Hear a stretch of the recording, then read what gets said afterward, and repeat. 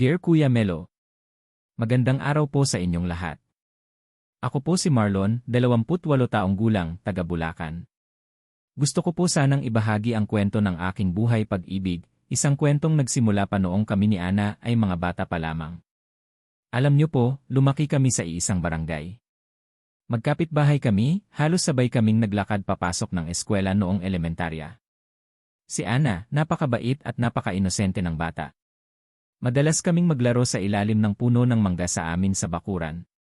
Sa murang edad pa lang, alam ko na may kakaiba siya sa puso ko, pero parang hindi ko pa maipaliwanag. Nung high school, naging mas malapit kami. Lagi kaming nagkakasabay sa pagpasok at pag-uwi. Kahit mahiyain ako, naramdaman ko na may pagtingin na siya sa akin. Pero sa takot na masaktan, hindi ko siya nilapitan ng direkta. Naging magkaibigan na lang kami, nagpapalitan ng liham sa eskwelahan, kung tawagin ngayon ay text messages na. Isang araw, noong ika-3 taon namin sa high school, nagkaroon ng programa sa school. Naglakas loob akong sabihin sa kanya na gusto ko siyang makasama palagi, hindi na lang bilang kaibigan kundi bilang higit pa roon. Hindi po ako nakapaniwala nung umiti siya at sinabi niyang matagal na rin niyang nararamdaman ang ganoon para sa akin. Mula noon, naging kami. Nagsimula ang aming munting pagmamahalan na puno ng simpleng saya, paminsang kakain kami ng balut sa tabing kalsada. Paminsan ay nagpapalit kami ng mga simpleng regalo na gawa sa papel at kahoy. Napaka-espesyal ng bawat sandali namin. Pagdating sa kolehiyo, magkaiba man ang aming piniling kurso, sinikap namin na alagaan ang aming relasyon. Nagtiyaga kami sa long distance dahil nag-aral siya sa Maynila habang ako naman ay nasa Bulacan. Nakakapagod man, ginawang dahilan ang aming pagmamahalan para mas maging matatag. Pagkatapos ng 4 na taon, nagkita kami ulit sa aming barangay. Naghanda ako ng simpleng sorpresa, isang picnic sa park kung saan kami unang nagkita. Sa harap ng mga bituin, inalok ko siya ng singsing na simpleng gawa ng tatay ko. At syempre, tumango siya at mumiti ng malaki. Ipinangako namin na hindi na kami maghihiwalay. Ngayon po, kami na ni Ana ay ikakasal na. Simple lang ang aming handog, puno ng pagmamahal, pag-asa, at suporta mula sa aming pamilya at mga kaibigan. Pagkatapos po ng aming engagement, sobrang saya namin ni Ana. Ngunit alam po namin na hindi madali ang paghahanda para sa aming kasal lalo na't limitado ang aming budget. Pareho po kaming nagtatrabaho, siya bilang guro sa elementarya, ako naman ay nagtataksi. Kahit maliit ang kinikita, nagtitipid kami para sa araw na yon na matagal na naming pinapangarap. Habang nagpaplano, marami pong pagsubok ang dumating. Minsan po ay nagkasakit si Ana at hindi siya makapasok sa trabaho ng ilang araw. Ako naman, nahirapang maghanap ng dagdag na pasahod sa taxi dahil mabagal ang takbo ng negosyo. Pero sa kabila ng lahat, mas lalong tumibay ang aming samahan. Isang gabi, habang kami ay nag-uusap sa veranda ng bahay namin, sinabi ni Ana, Marlon, kahit ano pa man ang dumating, basta't magkasama tayo, kakayanin natin. Napaluha ako noon dahil tunay ang kanyang pagmamahal at lakas ng loob. Lumipas ang mga buwan, unti-unting naging maayos ang aming kalagayan. Nakabili kami ng mga simpleng gamit para sa kasal, mga dekorasyon na gawa namin, damit na pinagpaguran naming linisin at ayusin. At dumating din ang araw ng aming kasal. Ang araw na iyon ay puno ng saya at luha. Napakaraming dumalo, mga kapitbahay, kaibigan, kamag-anak, lahat ay nagsama-sama upang ipagdiwang ang aming pagmamahalan. Ang simbahan ay punong-puno at si Ana ay napakaganda sa kanyang puting kasuotan. Nang siya ay pumasok, hindi ko mapigilang maluha. Pagkatapos ng seremonya, nagkaroon kami ng munting salu-salo sa bahay namin. Napuno ng tawanan at kwentuhan ang gabi. Sa gabing iyon, habang hawak ko ang kamay ni Ana, sinabi ko sa sarili ko, ito ang simula ng bagong yugto ng aming buhay. Sama-sama, anuman ang mangyari. Pagkatapos po ng kasal, mas naging matindi ang responsibilidad namin bilang mag-asawa. Bagamat masaya kami, may mga pagkakataon na talagang sinusubok kami ng buhay. Ilang buwan pagkatapos naming magsimula bilang mag-asawa, nagkaroon po ng problema sa trabaho si Ana. Nawala siya ng kanyang posisyon sa paaralan dahil sa pagbabawas ng empleyado. Talagang nabigo siya at naging mahirap ang mga araw namin. Pero hindi po kami nagpatinag. Pinili namin na magtulungan, magdasal, at magplano kung paano namin malalampasan ito. Ako naman po, pinilit kong dagdagan ang pasahod. Mas nagtrabaho ako ng gabi bilang taxi driver para matulungan ang gastusin sa bahay. Sa kabila ng pagod, lagi kong iniisip si Ana at ang aming mga pangarap. Dahil sa aming pagsusumikap, nakahanap si Ana ng bagong trabaho bilang librarian sa isang paaralan sa bayan namin. Bagamat mas maliit ang sahod, natuwa kami dahil may oportunidad siyang makapagsimula ulit. Sa mga panahong ganito, mas lalong naging matibay ang aming samahan. Natutunan naming hindi lang pagmamahalan ang mahalaga, kundi ang pagtitiwala at suporta sa isa't isa. Ngayon po, kami ni Ana ay masaya na kahit simple lang ang aming buhay. Pangarap namin na balang araw ay magkaroon ng sariling bahay at makapagtayo ng pamilya na puno ng pagmamahal at pagkakaunawaan. Pagkalipas ng 1 taon mula nang makapaghanap si Ana ng bagong trabaho, nakatanggap kami ng magandang balita, buntis na si Ana. Hindi po maipaliwanag ang saya at kaba namin nang malaman ito. Para kaming mga bata na nalulungkot at natutuwa ng sabay-sabay. Mula noon, sinimulan naming paghandaan ang pagdating ng aming munting anghel. Pinagsikapan namin na makapag-ipon para sa mga pangangailangan ng baby, mula sa mga damit hanggang sa maliit na upuan sa kotse. Hindi naging madali ang pagbubuntis ni Ana. Madalas siyang nahihilo at madaling mapagod. Lagi akong nandyan para sa kanya sa tuwing kailangan niya ng lakas at suporta. Isang gabi, nang halos magsilang na siya, dali-dali naming tinungo ang ospital. Sa kabila ng sakit at pagod, nang dumating ang oras ng pagsilang, naramdaman namin ang tunay na biyaya ng buhay nang marinig namin ang iyak ng aming anak. Isang baby girl po ang isinilang namin at pinangalan namin siyang Mika. Ang pangalan po ay hango sa salitang Mika na nangangahulugang liwanag. Siya ang liwanag sa aming buhay. Sa araw na yon, ramdam ko po na mas lumalim ang pagmamahal ko kay Ana at sa aming pamilya. Alam naming marami pang pagsubok ang darating, pero dahil kay Mika, mas lalo kaming nagiging matatag. Mula nang dumating si Mika, napakarami po naming natutunan. Hindi po biro ang mag-alaga ng sanggol, gabi-gabing walang tulog, pagpapalit ng diaper, at pag-aalaga kapag umiiyak. Ngunit sa kabila ng pagod, sobra ang saya na nararamdaman namin ni Ana. Isa po sa mga mahahalagang bagay na natutunan namin ay ang pagtutulungan. Kapag si Ana ay nagpapahinga, ako ang nag-aalaga kay Mika. At kapag ako naman ay napapagod, siya ang nagpapalakas sa akin. May mga pagkakataon ding nagkakaroon kami ng pagtatalo, lalo na sa mga simpleng bagay tulad ng kung sino ang magpapalit ng lampin o magpapakain. Pero sa bawat pagtatalo, natututo kami na magpatawad at mag-unawaan. Natutunan din naming balansihin ang trabaho at pamilya. Kahit busy, sinisikap namin na magkaroon ng quality time bilang mag-anak, madalas kaming maglakad-lakad sa park kasama si Mika o kaya'y manood ng paborito naming pelikula. Napakasarap po ng mga sandaling ito.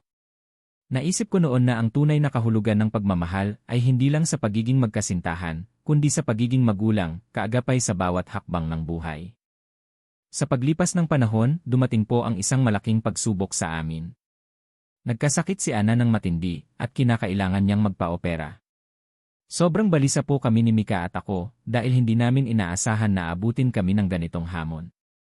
Habang nagpapagaling si Ana, ako po ang naging pangunahing tagapag-alaga ng aming anak at taga-asikaso ng lahat sa bahay. Hindi naging madali pero ipinakita ko po ang buong pagmamahal ko sa kanila. Minsan po ay nanghina ako, ngunit naaalala ko ang mga pangakong ginawa ko sa araw ng aming kasal at ang mga ngiti ni Ana at Mika, kaya nagpatuloy po ako. Sa tulong ng aming pamilya, mga kaibigan, at mga kapitbahay, unti-unting nalampasan namin ang pagsubok. Ngayon, mas malakas na po kami bilang isang pamilya. Pagkatapos ng mga pagsubok na pinagdaanan namin, mas lalo po naming na-appreciate ang bawat sandali na magkasama kami. Si Mika ay lumalaki na at punong-puno ng sigla at saya. Napakabilis po ng panahon, parang kailan lang ay bagong silang siya, ngayon ay nagsisimula na siyang maglakad at magsalita. Bilang mga magulang, patuloy po naming tinuturuan si Mika ng mga tamang asal, pagmamahal sa pamilya, at pagpapahalaga sa paniniwala. Gusto naming lumaki siyang matatag at may mabuting puso. Kasabay po ng paglaki ni Mika, nagkaroon din kami ng mga panibagong pangarap. Plano naming makapag-ipon para sa sariling bahay, para magkaroon kami ng mas komportableng tahanan. Nagsusumikap po kami pareho ni Ana, at kahit may hirap, naniniwala kaming mararating namin ang aming mga pangarap basta't magkasama kami. Minsan po ay naaalala ko ang mga simpleng laro namin noong kami pa lang ay mga bata. Noon ay walang gaanong alalahanin, ang mahalaga ay ang saya ng pagkakaibigan. Ngayon, mas lalo ko na nauunawaan ang kahalagahan ng pagmamahal at pagtutulungan. Hindi po madali ang mga taon na lumipas, pero bawat araw ay puno ng pagmamahal, pagtutulungan, at pag-unawa. Naging inspirasyon po ang bawat pagsubok na aming nalampasan upang mas maging matatag ang aming relasyon. Para po sa aming anibersaryo, nagplano kami ni Ana ng isang simpleng salu-salo kasama ang aming pamilya at mga matalik na kaibigan. Napuno po ng tawanan at kwentuhan ang gabi, at naramdaman namin ang tunay na diwa ng pagkakaisa at pagmamahalan. Habang tinitignan ko po si Ana at si Mika na masaya at ligtas, naisip ko po na ang tunay na yaman ay hindi nasusukat sa material na bagay kundi sa mga sandaling puno ng pagmamahal at pagkalinga. Sa kabila po ng mga masasayang araw, dumaan din kami sa mga panahong nagkaroon kami ng hindi pagkakaintindihan. Minsan po ay nagkaroon kami ng matinding tampuhan na halos maghiwalay na kami. Napakahirap po noon dahil halos masira na ang lahat ng aming pinagsikapan. Pero sa huli, naalala namin ang dahilan kung bakit kami nagsama, ang pagmamahal na nagsimula pa noong kami mga bata pa. Nagdesisyon kami na mag-usap ng tapat, magpatawaran, at ayusin ang aming samahan. Dito ko po naintindihan na ang tunay na pagmamahal ay hindi lamang sa masasayang sandali, kundi lalo na sa panahon ng pagsubok. Ang pagtitiis, pag-unawa, at pagrespeto ang pundasyon ng isang matibay na relasyon.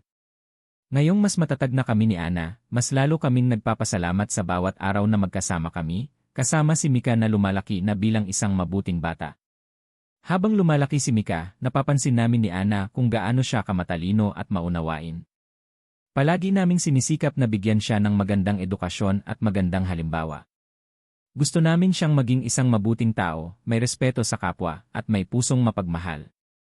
Isa po sa aming mga pangarap ay makapagtayo ng maliit na negosyo para magkaroon kami ng karagdagang kita at makapag-ipon para sa mga pangangailangan ni Mika sa kanyang pag-aaral. Alam naming hindi madali pero buo ang aming determinasyon. Palagi naming sinasabi kay Mika na kahit anong mangyari, mahal namin siya at susuportahan namin siya sa lahat ng bagay na kanyang gagawin.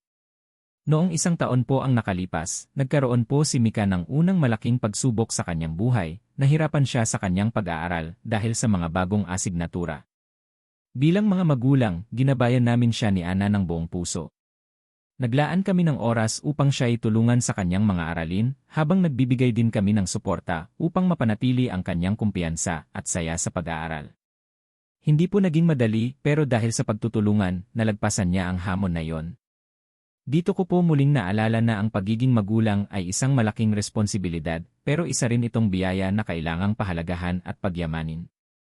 Hindi po biro ang maging magulang. Sa bawat araw na dumadaan, may mga bagong hamon na dumarating. Minsan po ay nawawalan kami ng sapat na tulog dahil sa mga kailangan ni Mika, mga luha, mga tanong, at mga pangarap na gusto naming matulungan niyang maabot. Isa sa mga pinakamalaking pagsubok na pinagdaanan namin ay noong nagsimula si Mika sa elementarya. Hindi po madali para sa amin ni Ana ang makita siyang nahihirapan sa kanyang mga asignatura. Bilang mga magulang, gusto naming bigyan siya ng lahat ng suporta, ngunit alam naming kailangan din niyang matutong magpursige. Ginugol namin ang gabi sa pagtuturo, pagre-review ng mga lessons, at pag-uusap tungkol sa mga pangarap niya. Madalas, kapag siya ay nadidismaya o nawawalan ng gana, siya namin tinutulungan na makita ang liwanag sa dulo ng tunel. Sa mga ganitong pagkakataon, mas lalo naming naaalala ni Ana kung bakit kami nagsama. Ang aming pagmamahalan ay hindi lamang tungkol sa amin, kundi pati na rin sa mga taong mahal namin, si Mika, at ang pamilya na patuloy naming binubuo.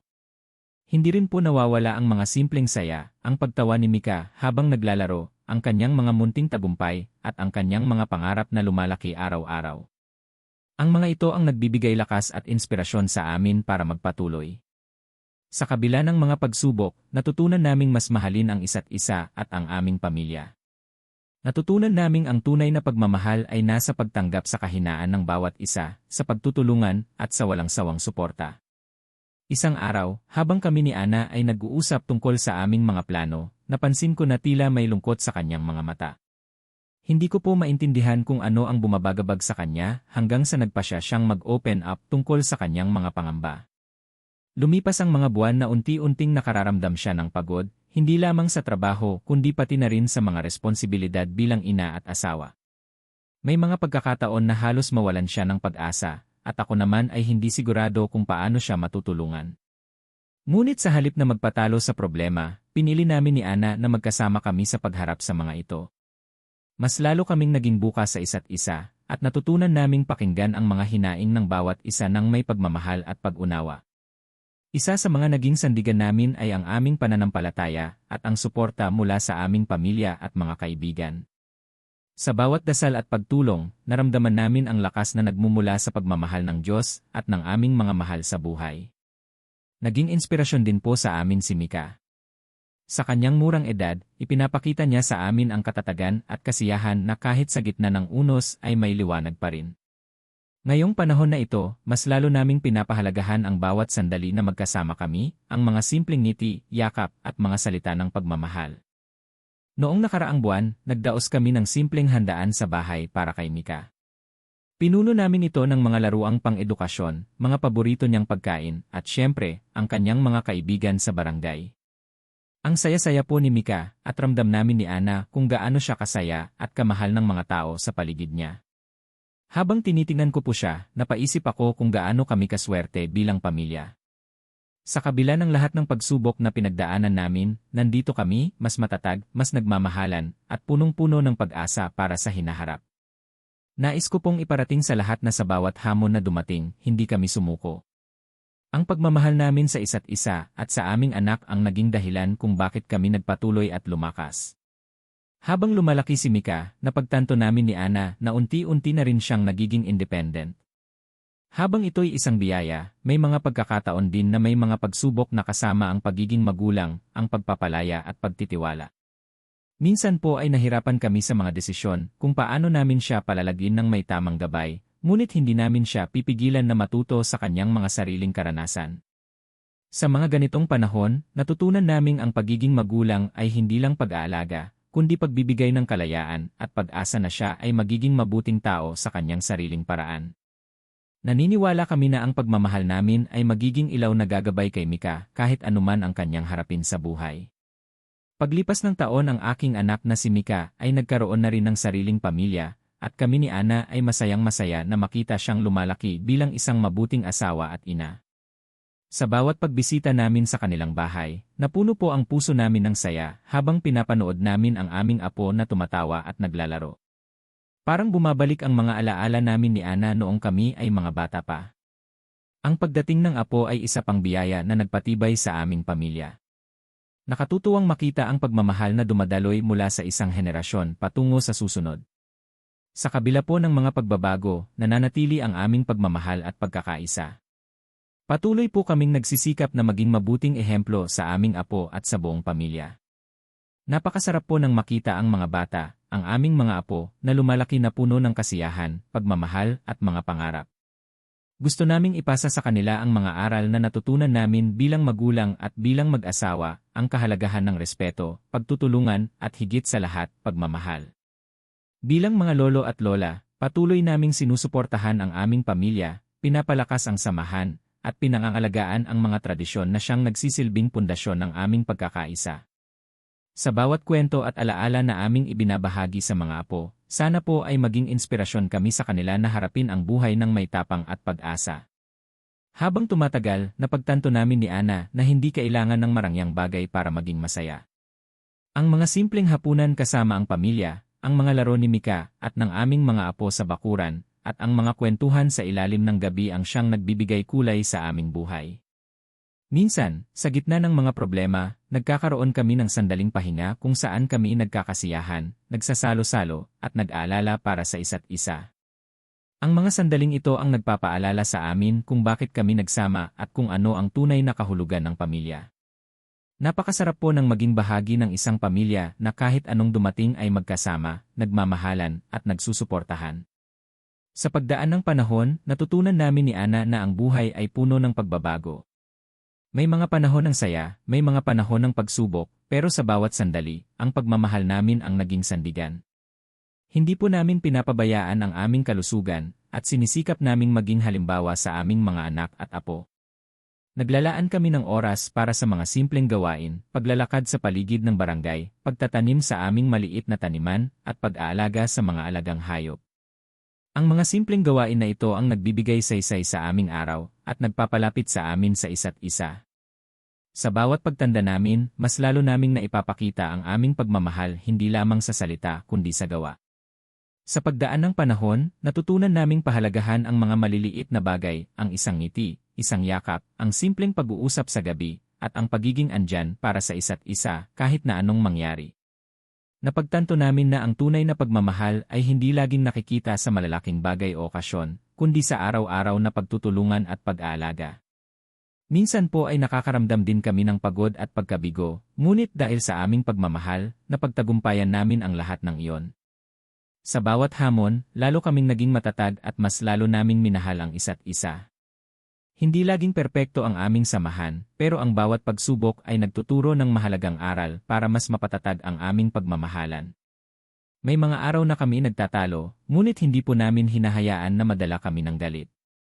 Sa halip, pinag-uusapan namin ito ng mahinahon at sinusubukang intindihin ang pananaw ng isa't isa. Ang mga sandaling ito ang nagpapalalim ng aming relasyon, dahil dito namin natutunan na ang tunay na pagmamahal ay nangangailangan ng pagtitiis at pag-unawa.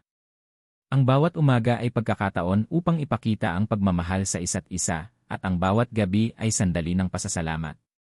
Isang araw po, nagpasya kami ni Ana na maglakbay sa mga lugar na matagal na naming gustong bisitahin. Ang mga simpleng bakasyon na iyon ang nagbigay sa amin ng bagong sigla at inspirasyon. Sa bawat paglalakbay, nagkukwento kami ng aming mga pangarap at pangyayari, at mas lalo naming nakilala ang isa't isa. Napagtanto namin na ang pagmamahalan ay patuloy na lumalago at sumisigla sa bawat bagong karanasan. Habang sinusulat ko ang liham na ito, nakaupo ako sa beranda ng aming bahay, habang pinagmamasdan si Ana na masayang pinapainom ng tubig ang mga halaman niya. Puti na ang kanyang buhok, mabagal na ang kanyang lakad, pero sa bawat galaw niya, nakikita ko pa rin ang batang babaeng minahal ko noon sa unang araw ng klase sa elementarya. Marami na kaming napagdaanan. Mula sa pagkamusmos hanggang sa pagiging magkasintahan, pagkakaroon ng sariling pamilya, at ngayoy mga lolo't lola na. Hindi naging madali ang lahat, pero naging makabuluhan dahil magkasama naming hinarap ang bawat pagsubok. Sa bawat taon na lumilipas, mas lalo kong naintindihan na ang tunay na pag-ibig ay hindi lang sa matatamis na salita o granding regalo.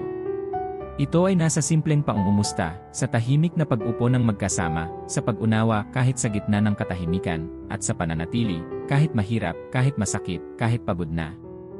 Ngayong may edad na kami, wala na kaming ibang mahihiling pa kundi ang makasama ang isa't isa hanggat kaya pa ng aming katawan, at ang makita ang aming mga anak at apo na lumalaking may paggalang, pagmamahal, at pananampalataya. At kung darating na ang araw na kailangang magpaalam, ayos lang. Sapagkat alam naming pareho na minahal namin ang isa't isa ng totoo, tapat, at buo. At kung may susunod man na buhay, sana doon muli kaming magkita. Maraming salamat po, Kuya Melo, sa matagal na pakikinig sa aming kwento. Hindi man kami artista o tanyag, pero sana ang aming simpleng pag-ibig ay nagsilbing inspirasyon na ang tunay na pag-ibig ay umiiral pa rin sa mundong ito. Hanggang dito na lamang po ang aking liham. Pagmamahal na walang hanggan. Marlon, mula Bulacan.